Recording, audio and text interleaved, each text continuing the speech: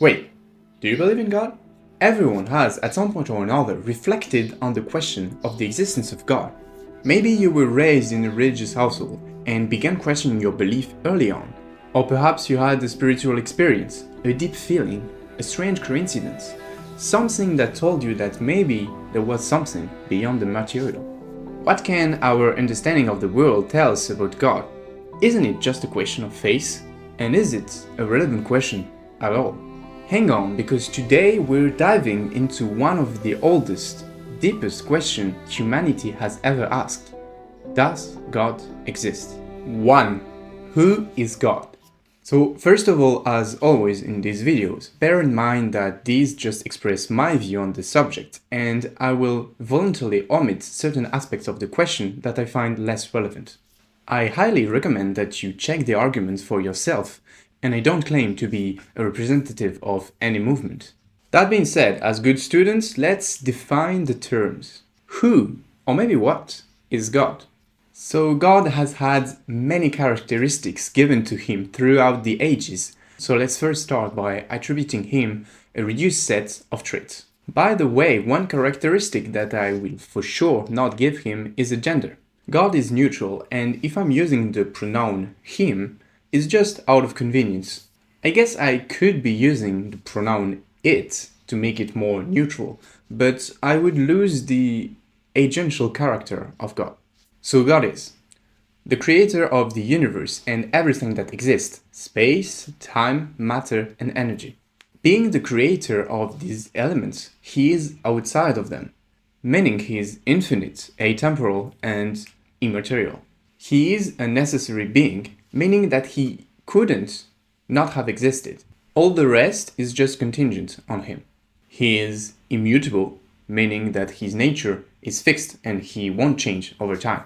He is simple, also known as indivisible, meaning that he is not made of different parts. So other common attributes that I won't include are omnipotence, meaning that God is all-powerful. He can do literally everything. There are variants of whether or not he's capable of logical contradictions. See the classic, can God create a rock so heavy that he himself could not lift it? Or see this somewhat less classic version from The Simpsons. It's me, Ned. Oh, right. The God dude. Hey, I got a question for you.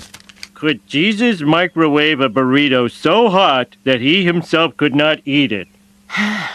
Well, sure, of course he could, but then again, wow, as melon scratchers go, that's a honeydoodle. Now you know what I've been going. Omnibenevolence, meaning that God is all good, infinitely kind, and morally perfect.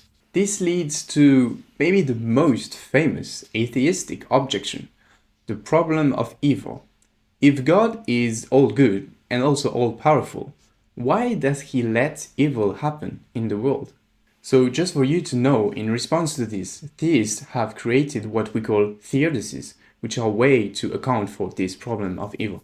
Omniscience. God is all-knowing, past, present, and future. This challenges the notion of free will, because if God already knows the future, it means that it is fixed, therefore I cannot change it, and all the choices that are made were predetermined by God. This seems to push us through a deterministic world where our sense of agency is undermined. Personal relation. This is central to many religions, namely the idea that by practicing your religion, you will enter in some form of relationship with the divine. A major problem to this is what we call divine hiddenness. If God truly wants a relationship with us, then why isn't this more obvious? So as I said, I won't include these 4 last traits, because each one could deserve a video of its own. I'd rather keep things simple and stick to a minimal theological framework. So if you imagine we'd be talking about an old bearded guy in the sky, maybe you've seen too many cartoons. Here, we talk philosophy. At this point, if you're familiar with the topic, you might have noticed that I'm describing a deistic notion of God in contrast to a theistic one. This distinction is very relevant here. Basically, a deist is a person who believes in a God in, let's say, a philosophical sense. He considers that there is a supernatural entity above us that has parts or all of the characteristics that I mentioned earlier. But he comes to this conclusion without relying on religious texts or traditions. A theist, on the other hand, goes one step further and accepts revelation through scripture. He is most likely a member of an organized religion. Here are a few notable deists: Voltaire, Thomas Jefferson, George Washington, Benjamin Franklin, and interestingly, though not a deist in the traditional sense, Albert Einstein did speak about God. His God, however, wasn't a personal one, but more of an impersonal force. He mentioned it as Spinoza's God, revealed in the harmony of the cosmos. So for Einstein, science and a form of spiritual wonder weren't enemies, but his faith, if we can call it that, had no scriptures and no worship. But enough with this digression. As you understood, I won't talk about theism here. It deserves a separate video of its own. So the question really is, does a deistic God exist or not? 2. Which framework do we use to answer such question? A common belief is that after all, this is just a question of faith, we cannot really prove or disprove anything. And this is certainly what I was thinking when I was younger. People think it's outside the realm of reason, and when we ask people who believe in a deistic God why they believe in it, they quite often sound vague and don't rely on actual arguments. See, for example, this citation of Thomas Paine, a British political philosopher. "I believe in one God and no more, and I hope for happiness beyond this life. I believe in the equality of humans, and I believe that religious duties consist in doing justice, loving mercy, and endeavoring to make our fellow creatures happy." He's mostly expressing a belief in certain ideals, almost in a poetic way. Now, I'm not deeply familiar with his work, and as always, we should be cautious with quotes, because they're often taken out of context. In other parts of his work, he seems to justify his belief in God with a moral argument. The idea that God is necessary for moral order to exist. Here is the quote from another deist, Voltaire. "I conclude that every sensible man, every honest man, ought to hold Christianity in abhorrence. The only gospel we should read is the grand book of nature, written with God's own hand and stamped with his own seal. The only religion we ought to profess is to adore God and act like honest men. It would be as impossible for this simple and eternal religion to produce evil as it would be impossible for Christian fanaticism not to produce it." Here, Voltaire also seems to hold a moral justification for God. In other parts of his work, he also laid out some design argument for God. A design argument is an argument in the form of the world seems so incredibly complex that it would be impossible to have come up without a creator or a designer. Don't worry, we'll come back to this argument in the rest of the video. So how do we actually form arguments for the existence of God, you may ask? Excellent question, I may answer. Philosophers generally split them into two categories: a priori arguments and a posteriori arguments. An a priori argument relies purely on reason, without considering any evidence or experience. The most famous one is of Saint Anselm, the ontological argument. In one sentence, it goes something like this. If God is defined as the greatest conceivable being, then he must exist, because a being that exists in reality is greater than one that exists only in the mind. On the other hand, a posterior arguments are based on experience. We look at the universe around us and conclude that God is more likely than not. The moral and design arguments that I briefly mentioned earlier fall in this category.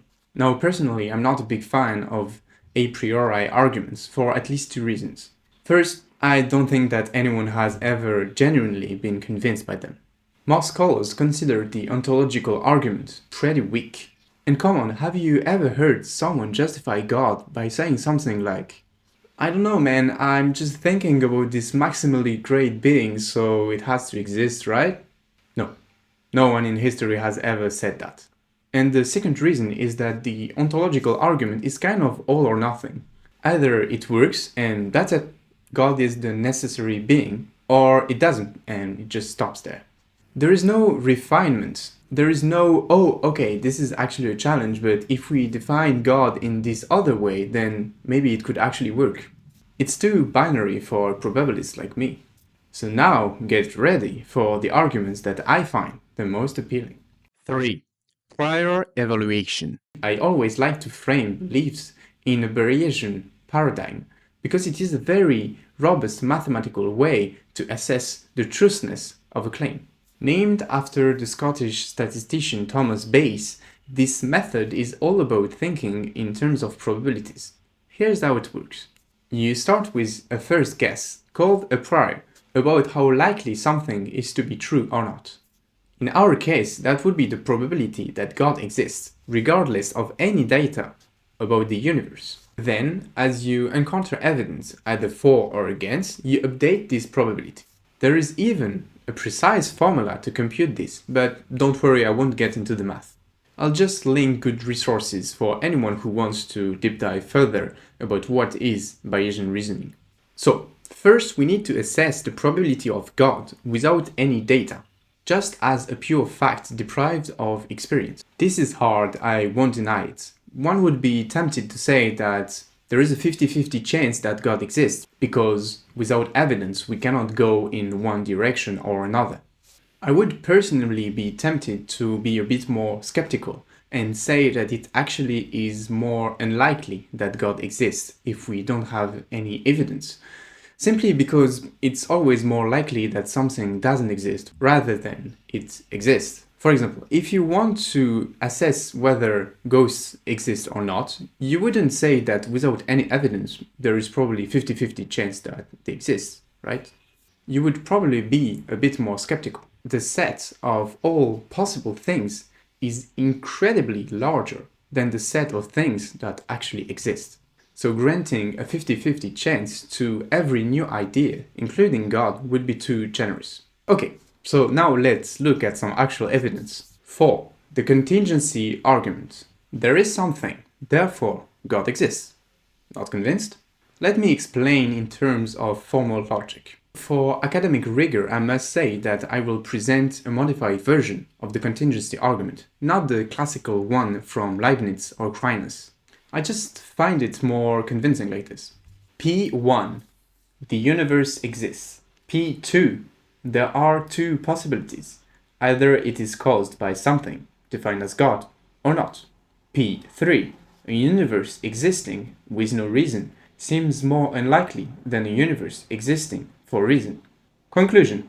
God is more likely to exist. The debatable premise is of course the third one. Is the universe really more likely under the God hypothesis?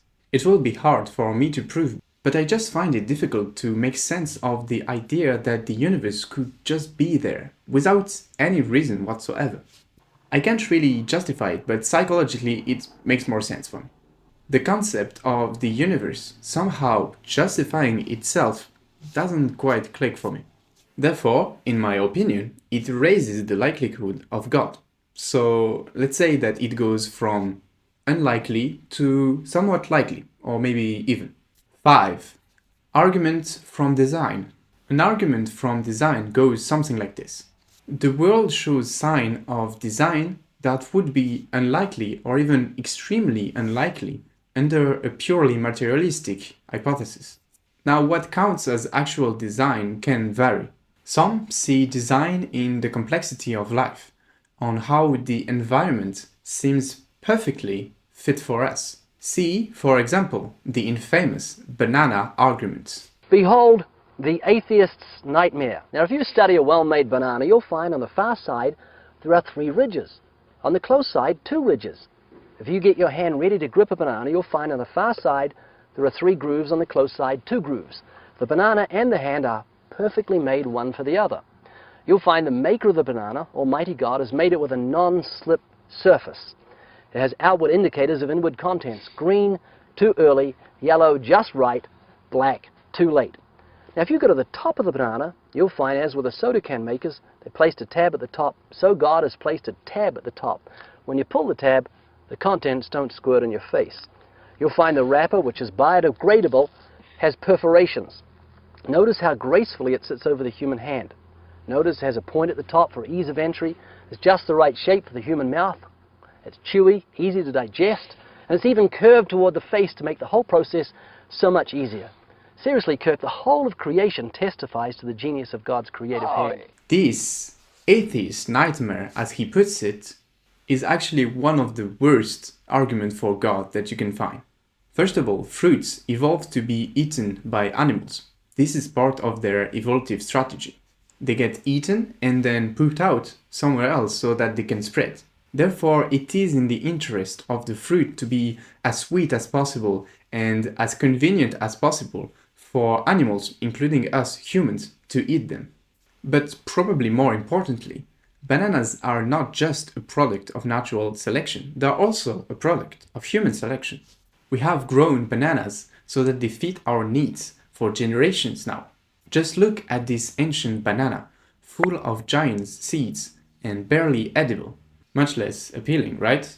Generally, natural selection has undermined a great deal of design arguments. When a 19th century scientist looked at an eye and saw the immense complexity of it, it felt natural for him to conclude that randomness alone couldn't have created it, and therefore a designer was needed.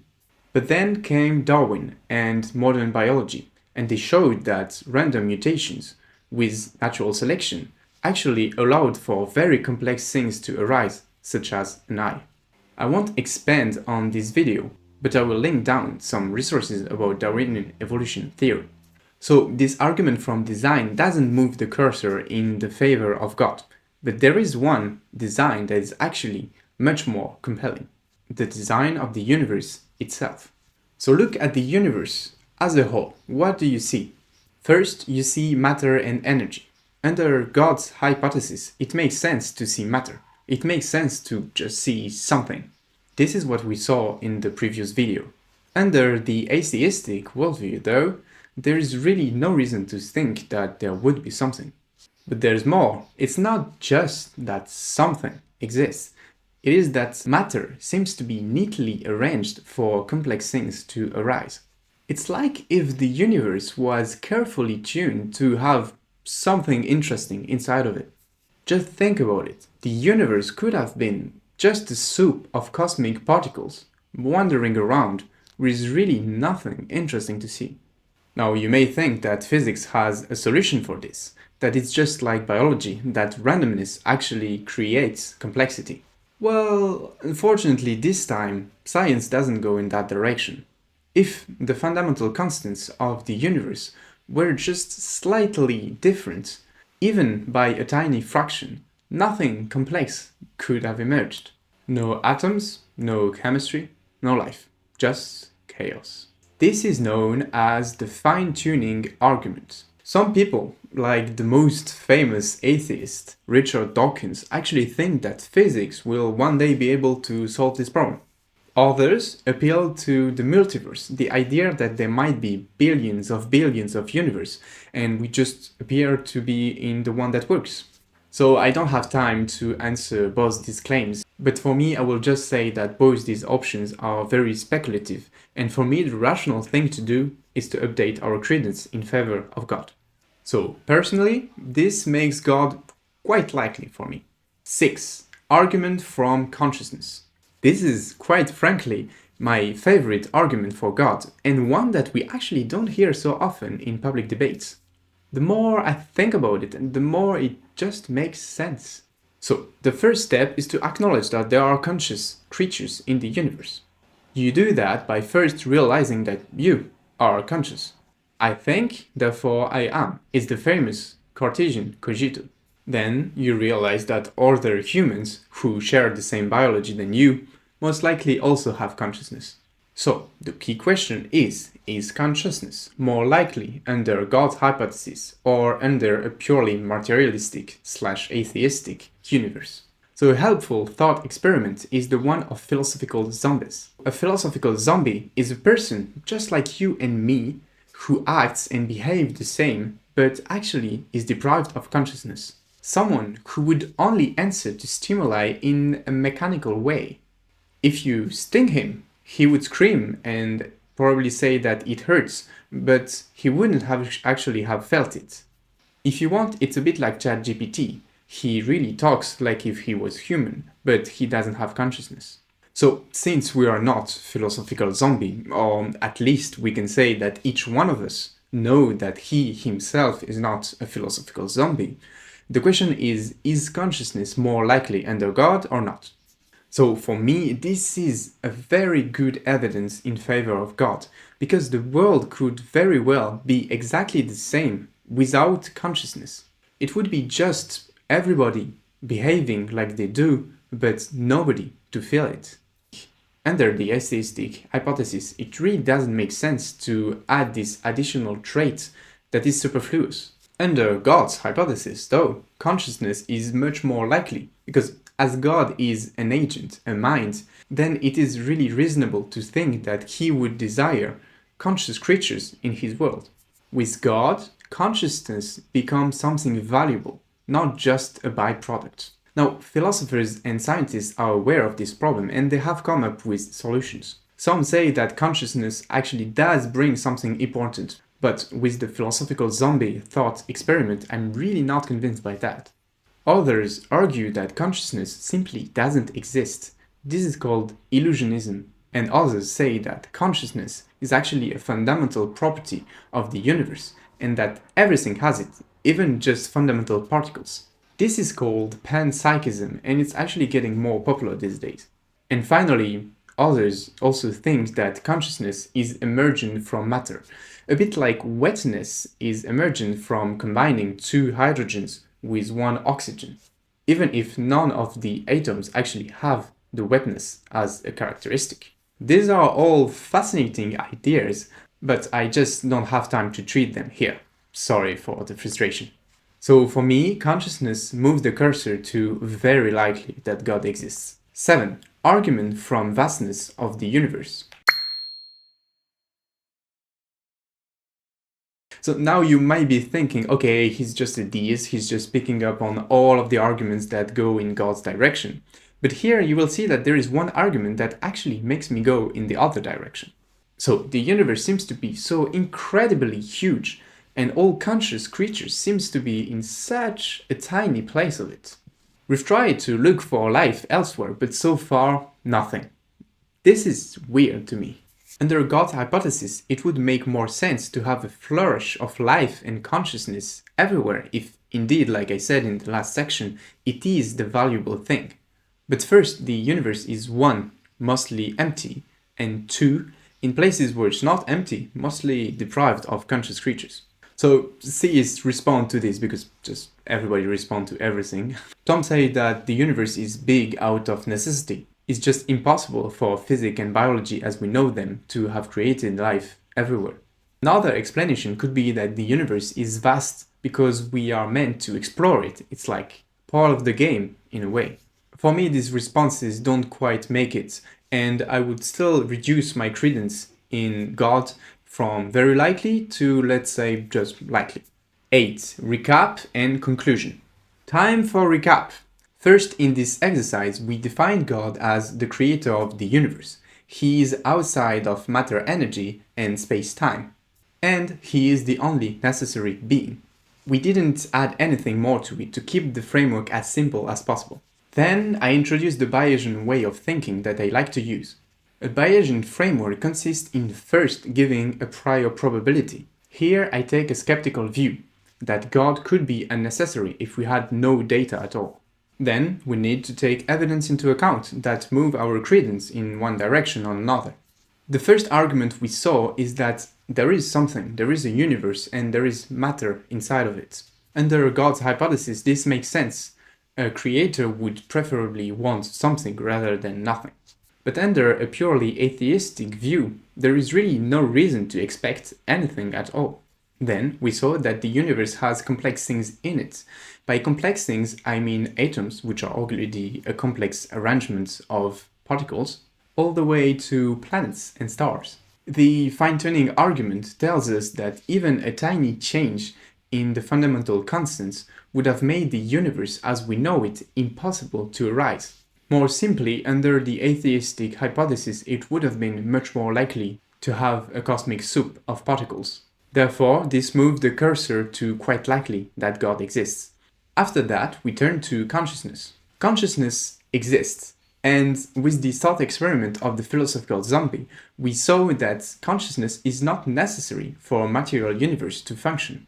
This moved God's cursor to very likely. And finally, I acknowledge that the vastness of the universe does move the cursor in the opposite direction. Why would the universe be so massive and yet contain conscious creatures only in a teeny tiny fraction of it? The final credence was set to quite likely. It seems that my videos are getting increasingly longer, so sorry, I guess you will have to put more attention than for a TikTok video. Yet, there is so much more that I could have talked about in this subject. For example, as a math lover, I really constrained myself in not putting any equation of the Bayesian framework. But I would have loved to actually compute the exact probabilities under our assumptions. But the philosophy was hard enough, so I could not afford to lose all of my 50 loyal subscribers. Maybe I will one day do an extension with the math included. Maybe some of you might be frustrated that I didn't actually talk about the problem of evil and divine hiddenness. This is because, as I said in the beginning of this video, these targets attributes of God that I didn't assume in this exercise, namely benevolence and the fact that God wants to have a personal relationship with us. And finally, of all the finalists that I've said in this video, I would want to make one thing clear. To me, everything that I said in this video doesn't matter on the question of whether or not you should practice a religion, or even the question of whether or not you should believe in God. Why do I say that? You will see in another video. So, thanks for watching, and until then, continue growing your wisdom.